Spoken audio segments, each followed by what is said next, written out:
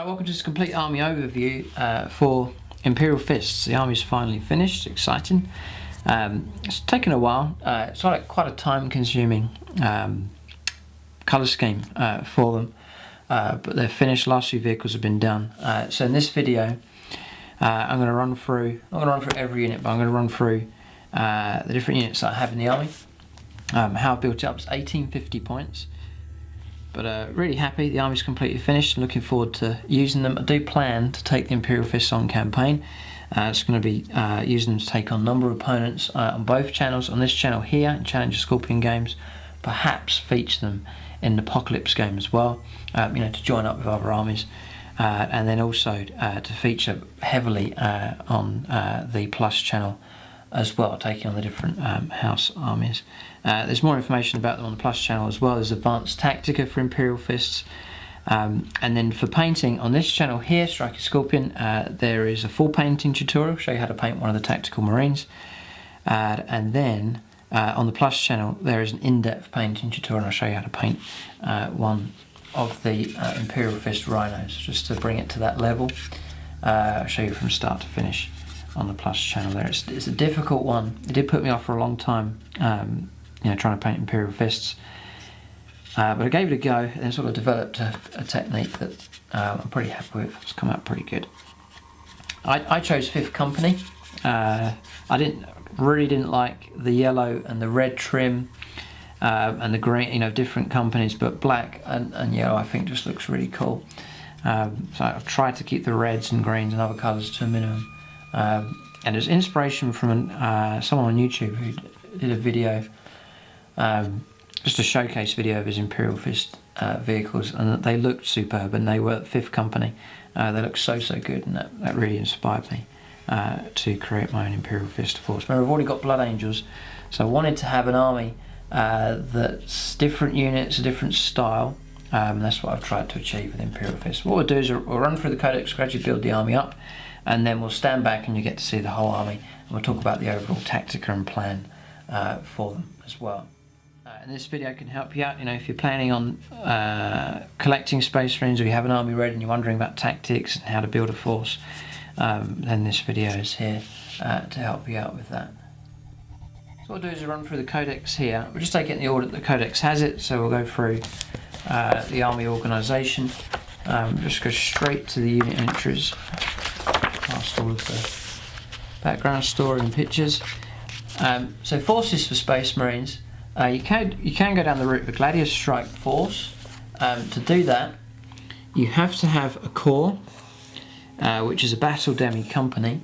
And the way my army's worked out, the way I was planning to do it before this came along, because there's been a codex change since I've been collecting them, I've been able to fulfill the Battle Demi Company formation. So I have the core there, but I'm not always trying to stick rigidly to these, and I haven't been able. There's another compulsory to have a Gladius. You have to have an auxiliary, which is one of those, and I've been unable to fulfill any of them. So I don't have a Gladius Strike Force. All I've got is an Imperial Fist army with a Battle Demi Company. And just the rules for that here is just in the formations section at the back. Here it's the first entry, Battle Demi Company. All the units inside that will get objectives secure, which is pretty cool. And then I can use the tactical doctrine once per game, and when it's enacted, all models in the army with the chapter tactics that are in the Battle Demi Company are effective. So there's some little bonuses there. Nothing, I don't say it's major, so I wasn't too fussed about missing out. Not fitting this structure exactly, but it's just some extra benefits there. To have the Gladius Strike Force, there's a great benefit here. You get 3 rhinos, razorbacks, drop pods, and so on. But to get that, it says here you have to have 2 Battle Demi Companies. That's 6 tactical squads, and it was too much. So it's quite very restrictive there, very demanding. So I didn't go down that route. So we'll go on to HQ. So I wanted to do for the army, I'll just bypass some of these here. What I wanted for this Imperial Fist force was to have a defensive block that's designed to sit there to chuck out loads of firepower, and then the closer the opponent gets, it's defensive. You're drawing your opponent into attack, and then to do damage. The closer he gets, the more damage you're able to do. So you're looking at long range firepower, then 24-inch, 12-inch, and then it gets worse and worse the closer the opponent gets. Just to grind them down so much that when they do finally reach you, there's not much of them left, and you're able to mop up what's left and win just by sheer firepower. I'm hoping that'll work. It's not going to work against everybody, but it should mean Imperial Fists pack a mean punch from range, and then to build the army in a way that they're able to absorb damage in return. So as the opponent shoots it back, then Imperial Fists can absorb damage, survive, and then just outlive their opponent. That's the plan.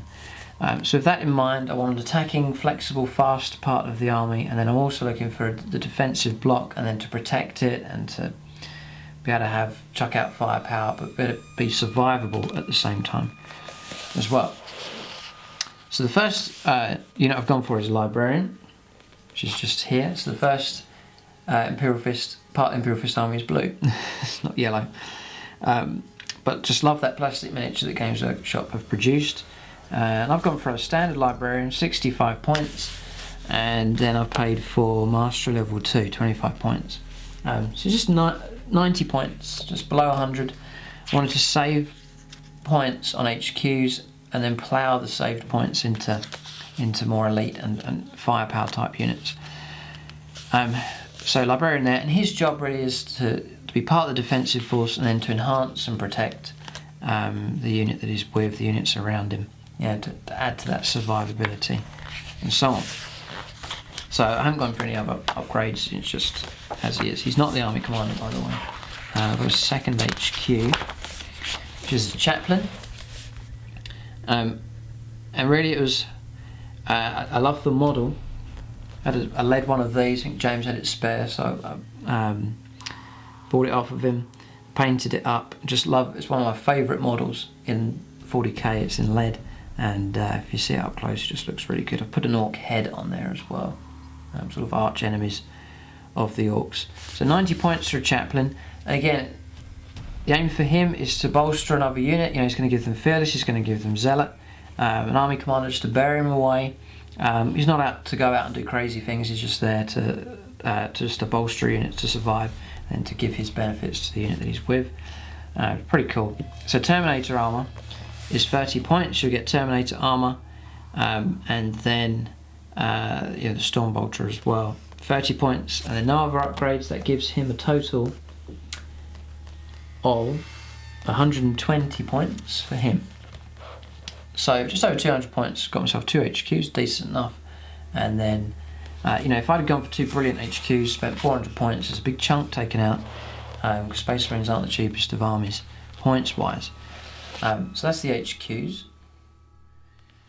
So then for troops, I've gone for tactical squads, and so I wanted these to bulk out the army.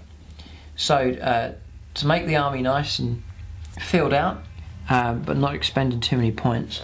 And this is the part where it's to absorb damage and yet still provide firepower. So the combination I've gone for is full squad of 10. So there's 3 Marines there. There's a sergeant, I'll just tuck him in. And then another more regular Marines. And then it's 140 points for 10, which is cheap enough, they've come down in points. And then I've paid 15 points for a plasma gun. I do like a strength 7 rapid fire AP2.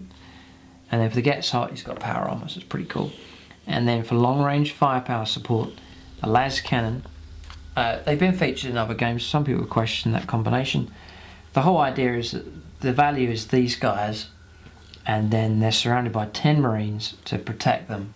So you've got to get through all these Marines to get through to the valuable stuff. And that's nice durability for them. And then to further enhance that durability, I'm mechanising them inside a Rhino as well. The cool thing about the Rhino with the hatch is that this fire support can fire out of the top. So super long range, range 48.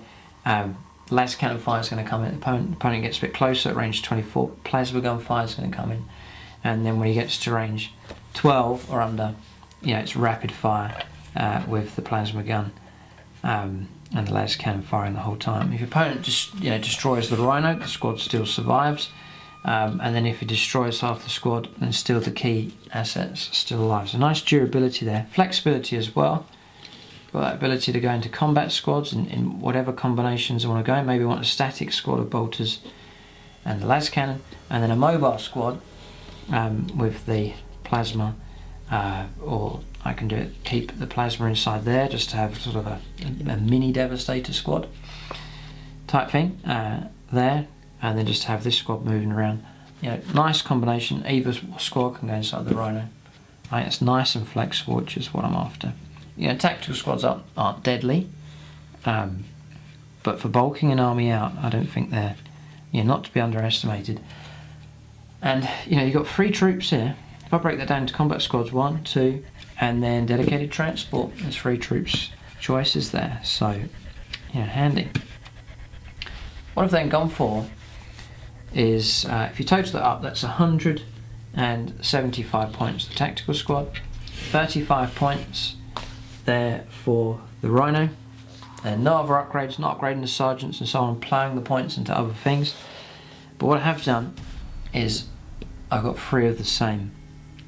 So there's 3 of these tactical squads in the force, all with plasma guns, laser cannon, and then they're all mechanised.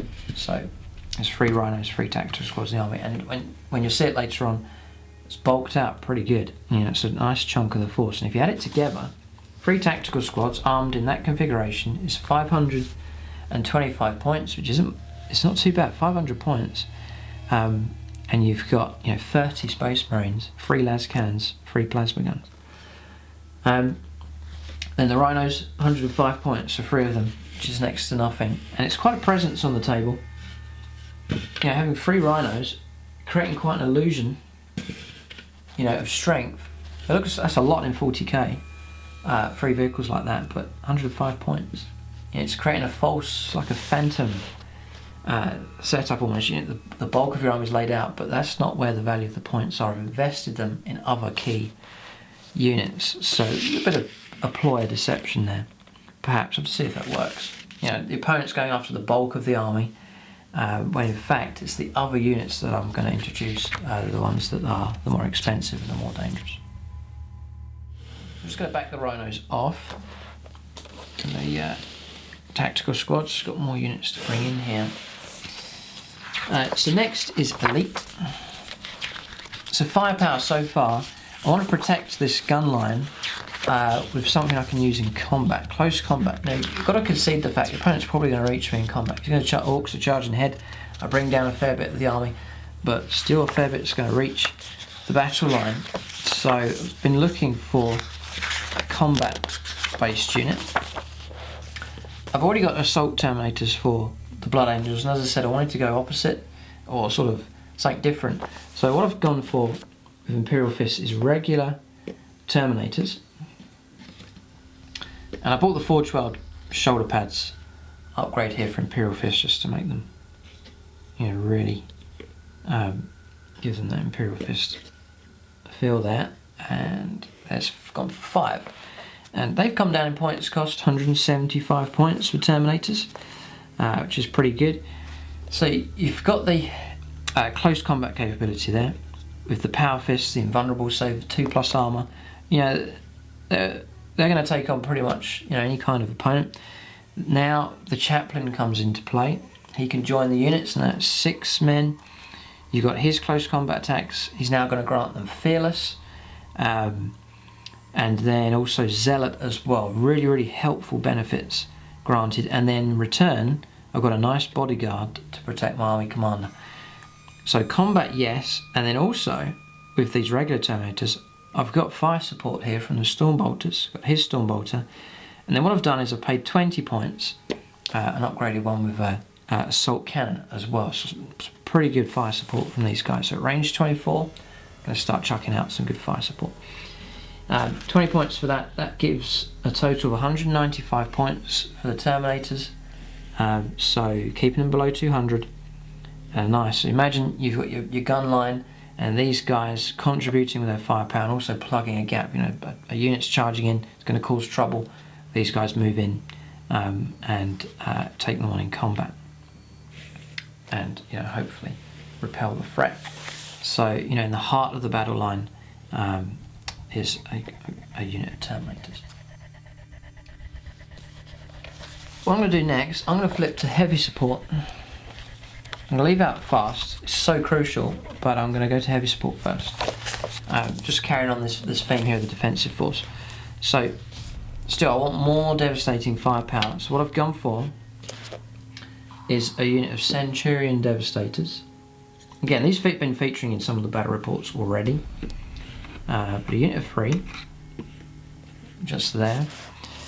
They're 165 points. I've then gone for the Twin-Link Las Cannon upgrade. That's 45 points for all 3 of them, and then an extra 30 points to give them missile launchers. For not twin-linked, but 3 of them that can fire as well. So I can chuck out 3 strength, 8 shots a turn, or I can do the fragged rounds as well. That gives a total of 240 points. This is an expensive unit, but one that, if you see the games, it can give off some deadly firepower. 4 Imperial Fists. These guys will get tank hunters as well, just as one of the special rules for Imperial Fists chapter tactics. So that's that, and they're designed to sit in with the battle line. Tactical squads maybe just in front, these guys anchoring at the back. And then, because I know that the opponent's going to go after them, this is where the Librarian comes into play. He can join them, maybe give them invisibility, shrouding, different psychic powers to enhance and protect this key squad. And, what's pretty cool about him is, Leadership 10. These are on the back line, do not want them running off the table.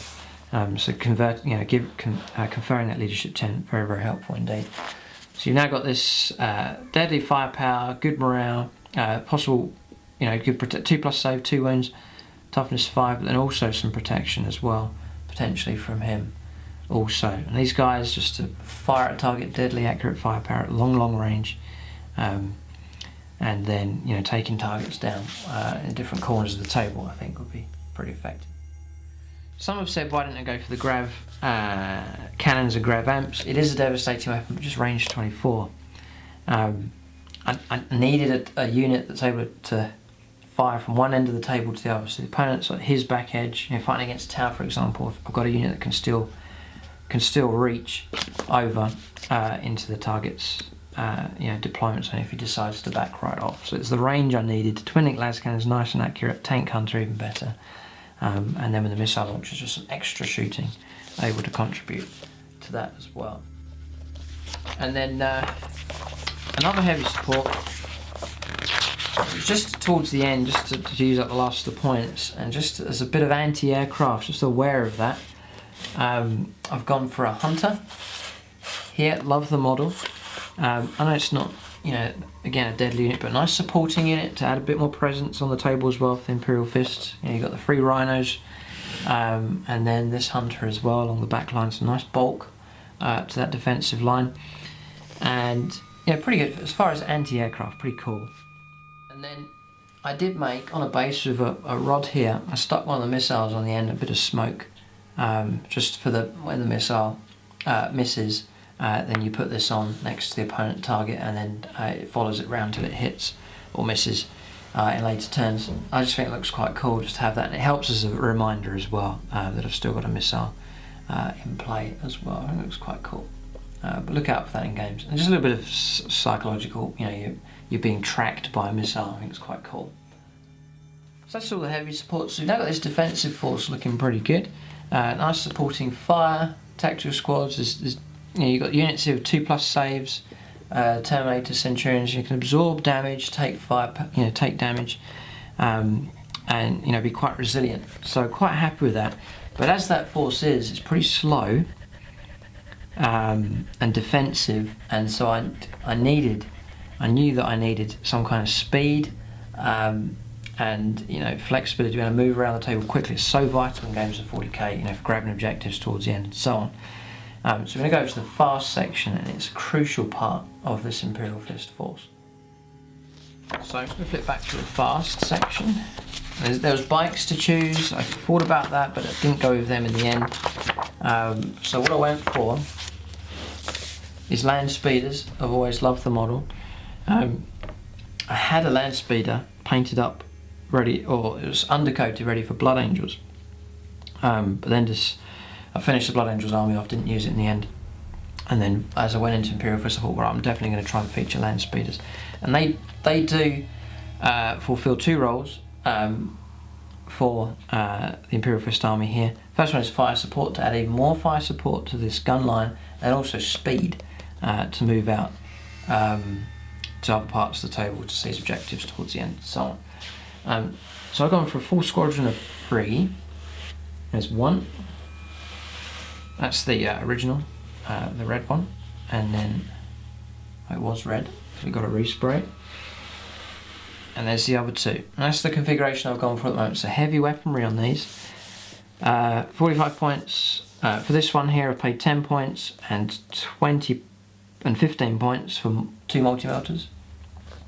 And then these 2, I've paid 10 points for multi-melters and then 25 points for Typhoon missile launchers.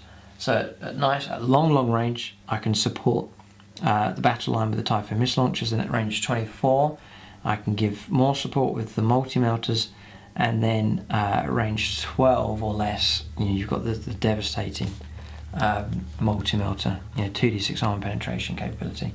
I can use these in a deep strike attack, an ambush, which is one option, or I can use them at the back of, or I can bring them on for reserve and they can ambush a unit that way, or I can deploy them and then use them to bring fire support at long range. And in the early part of the game, I want to keep them alive, even if they don't get to fire too much, just keep them alive, and then gradually use them in fire support, and then preserve them, and then towards the end of the game move them out onto objectives. Yes, total for that squadron is 235 points, so yeah, it's definitely not a throwaway unit. It's definitely one I'm interested in keeping alive. I don't want to throw away all that heavy firepower. So look out in the games that if these are staying alive towards the end, that's a good sign for the Imperial Fist. The idea is to keep them out of trouble, keep them out of range. If they're out of range, they can't be shot at, and then gradually introduce them into the game that way. Right, so then after land speeders, the 2 slots remaining, I've gone for Storm Talons. I played against them before. One of the old Challenger Scorpion games, you see a game against Necrons, and then I was fighting against them with my Necrons, and these, I was really impressed with these, how good they were. Just laying down fire support, harassing my Necron force, and then they survived, and then towards the end of the game they mopped up units and they moved onto objectives, because Storm Talons are flyers, but they can also go into hover mode as well, so they become a fast skimmer and therefore they can hold objectives. It's a nice flexible of a unit, only 110 points. I've enjoyed painting them up in the Imperial Fist's colours. Just taking him off his base here so you can have a look. So I've gone for the red, like Tech Marine style colours there on the inside. It's just a clear canopy, just there. Really happy with how this one's come out. Assault cannon configuration, twin linked, and then the Skyhammer missile launchers as well. Going through Imperial Fist markings, and then the number 5 on here for the 5th company. I've gone for 2 of them, and I've armed them the same. I'll just give them Skyhammer missile launchers. So it's nice, 3 shots, strength 7. Only 5 points for it. I think it's pretty good. So 115 points, and then 2 of them 230 points, and again 2 units that are able to lend fire support at range. So they come on, they can ambush units, try and catch side and rear armour, and sort of stay out of trouble. They've only got 2 hard points. Survive, support from range, and then crucially, just like the land speeders, in the latter turns of the game, use them to continue that fire support and also to start to move on to objectives and mop up the remaining units. So that's the crucial fast aspect of the force there for the Imperial Fists. So that's everything done. We did the fast section last. So what I'm going to do now is I'm going to zoom out. I'm going to show you the whole army, and then you sort of get an idea of how it looks, and then the overall Tactica as well. Right, so there's the Imperial Fist army there, just laid out. You see it's quite bulky. I've managed to achieve that. Those Rhinos, Tactical squads, adding a big, thick chunk to the army. You know, you'd think that's half the force, but really there's 500 or 600 points there, and the rest has been invested. And then sort of quite a low spend on the HQs, and the rest I've managed to invest in some sort of good heavy firepower. So you've got your defensive part of the army there, that's the bulk, that's the part that's designed to absorb damage and give out supporting fire. And then some other units to help protect and enhance that battle line. Terminators there with, you know, fire support and combat capability helped out with the chaplain, and then Centurion Devastators helped out by the librarian. A hunter there also in support, and then mobile support here coming from the land speeders, and then the two Storm Talon gunships as well. So plenty of vehicles, plenty of infantry for this force, and you know, firepower ready to be able to take on pretty much any kind of target and opponent. It'd be fascinating to see how well they do. You know, there's a variety of armies out there in the 40k universe, a variety of armies on the channel. We do have quite a diverse variety as well in the Challenger Scorpion games. So it'll be a test for the Imperial Fist as they take on different foes. Some foes are going to be heavy towards combat and charging the Imperial Fist down. Others may want to, you know, engage in a firefight. Hopefully the Imperial Fists do well at both. We'll have to see. I've used them as allies, I've used them in smaller point games, but they so far have not fought together as an 1850 point list. But there it is for Imperial Fist. Leave your comments there in the comment section below, what you think of each unit, what units you might drop out, what you'd replace them with. If you were facing this army, how well do you think it would do? Would it beat your own army that you have? What are its strengths, what are its weaknesses? Perhaps make your predictions as to how well you think they'll do. As I said, they'll feature on both channels, on the Plus channel over there, and then also keep a lookout for them on the channel here in Challenger Scorpion Games, and also try and put them in an Apocalypse game as well. But there is heresy and chaos beginning to come onto the channel, and the arrival of the Imperial Fists is indeed perfect timing. They're going to go on a purge here, taking out different armies and opponents. I have to say, fascinating stuff. I'm glad to have them finished. That now frees me up to put effort into other armies currently under development for the channels as well. But there it is, army overview and army Tactica for Imperial Fists. Thanks for watching, and tune in next time.